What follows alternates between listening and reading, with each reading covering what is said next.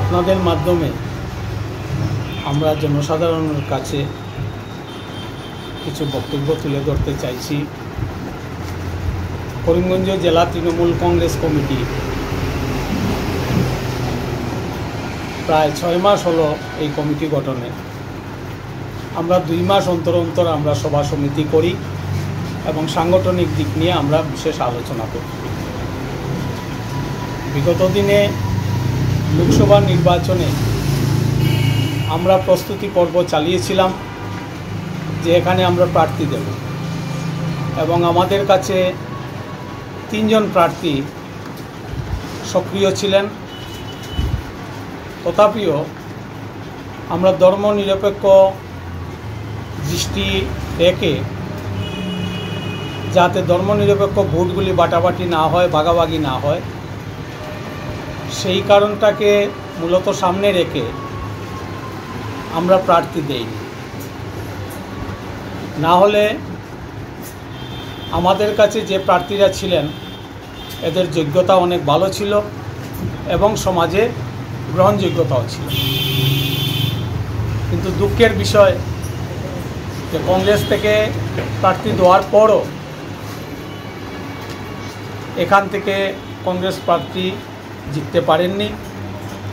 সেটার জন্য জনসাধারণের কাছে বা জনসাধারণের মধ্যে একটি ক্ষোভ আছে এবং দুঃখ তারা প্রকাশ করছে যে এত ভোট দেওয়ার পরও প্রার্থী কীভাবে হারলেন।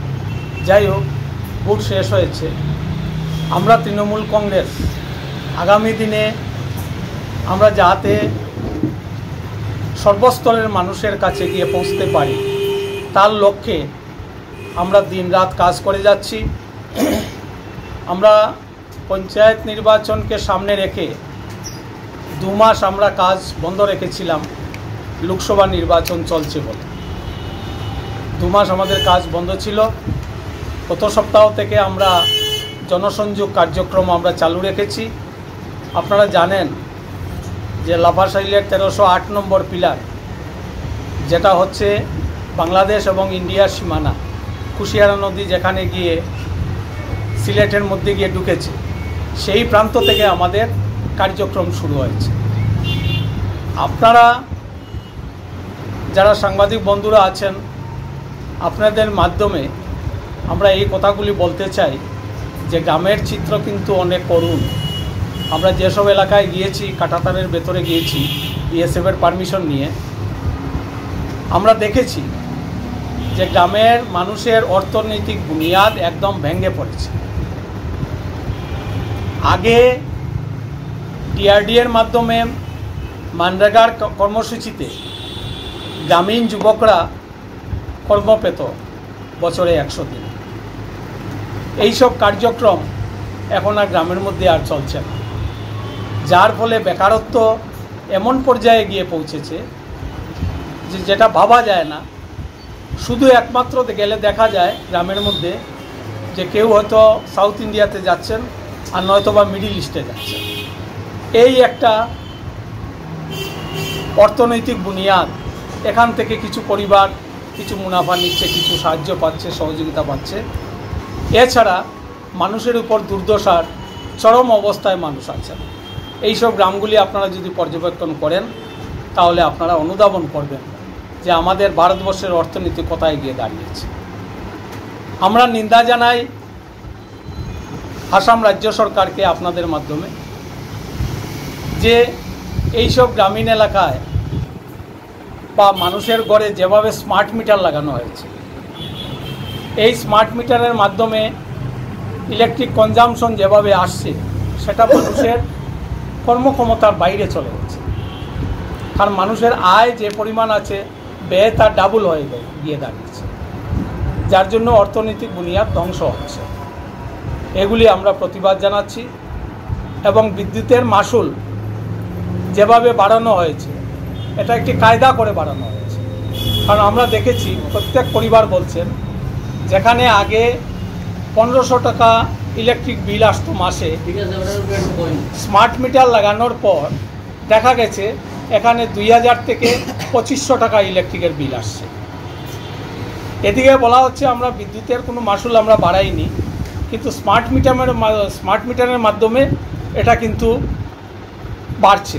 এবং এই বাড়াটা এমন কেউ যদি লক্ষ্য না রাখে তাহলে দুপুর বা রাত্রে 12টার পর হঠাৎ বিদ্যুৎ পরিষেবা বন্ধ হয়ে যাচ্ছে।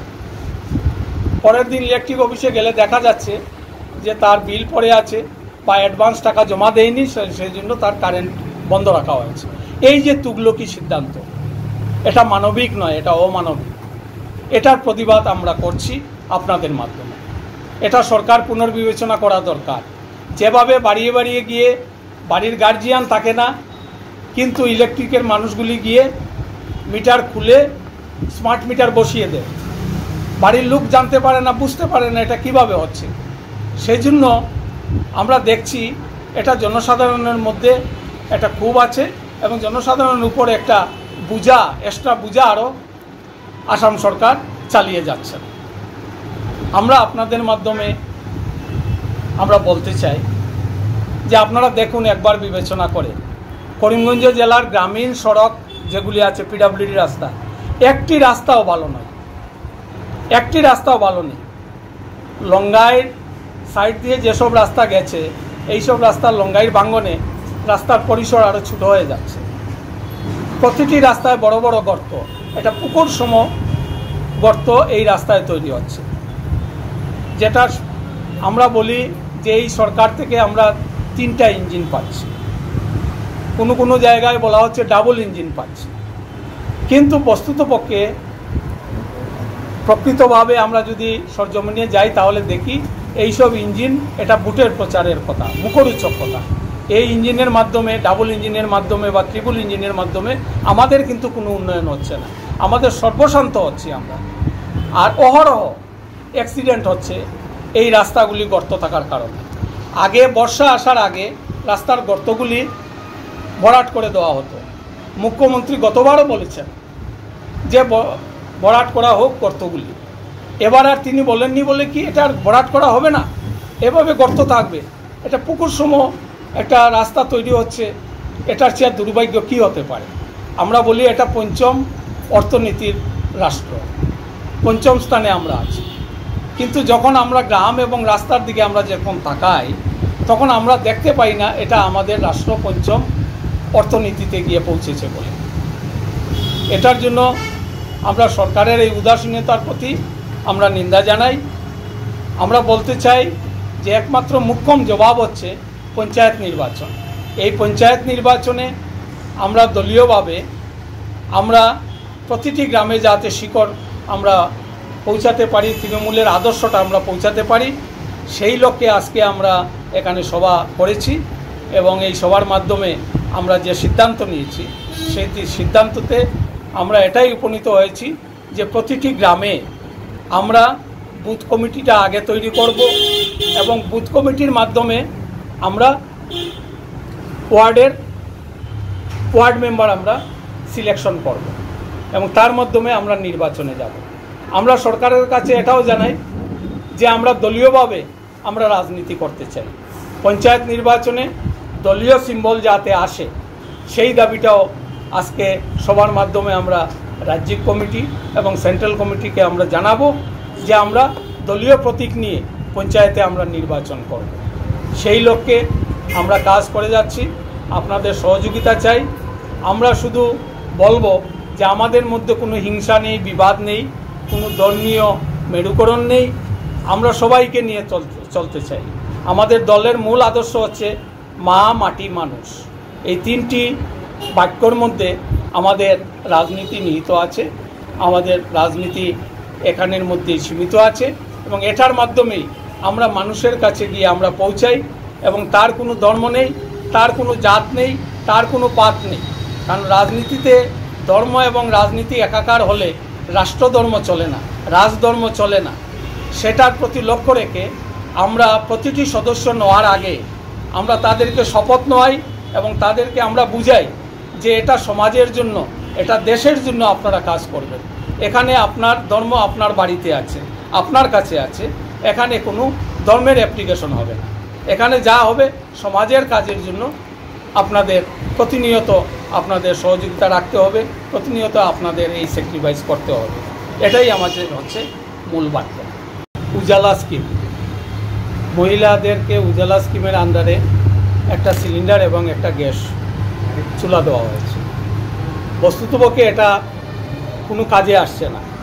গ্রামের ভিতরে গেলে দেখা যায় তাদের অভিযোগ হলো এটা যে আমরা গরিব মানুষ, এই দেখুন আমাদের টিনের বেড়া আর না হয় বাঁশের বেড়া গড়, এখানে এই সিলিন্ডার আমাদের রাত্রে পাহারা দিতে হয়। সিলিন্ডার আনা তো দূরে থাকুক, এটার জন্য পাহারার জন্য রাত্রে আমাদের ঘুমোতে পারি না, কারণ চুরি হয়ে যেতে পারে। আমরা এটা ব্যবহার করতে পারছি। আমাদের এই জন্য এই কথাগুলি আমরা এবারের লোকসভা নির্বাচনের আগে আমরা সেন্ট্রাল কমিটিকে আমরা জানিয়েছিলাম যে আপনারা যে ম্যানিফেস্টো তৈরি করবেন সেটার মধ্যে এই ব্যাপারটা আপনারা চিন্তা করবেন। এবং আমাদের দল তৃণমূল কংগ্রেস এটা দাবি রেখেছিল এবং ম্যানিফেস্টোতে ছিল যে যারা উজালা স্কিমে এই গ্যাস সিলিন্ডার পেয়েছেন বা বিলো পভার্টি লাইনে, তারা বছরে যাতে 10টা সিলিন্ডার ফ্রি পায়। আরে ভাই, আমাদের দেশ থেকে হাজার হাজার কোটি টাকা নিয়ে বিদেশ চলে যেতে পারে, তো সেখানে গরিব যারা লোক আছে তারা যদি 10টা সিলিন্ডার বছরে যদি পায়, তারা আর কী পেল? তো একটা সিলিন্ডার দিয়ে বরং মানুষদেরকে এই অত্যাচার না করে 10টা সিলিন্ডার দেওয়া হোক, যাতে বছরে তারা গ্যাস দিয়ে তারা রান্না করতে পারে, মহিলাদেরকে সম্মান যাতে দেওয়া হয়, এটুকু আমরা দাবি রাখছি।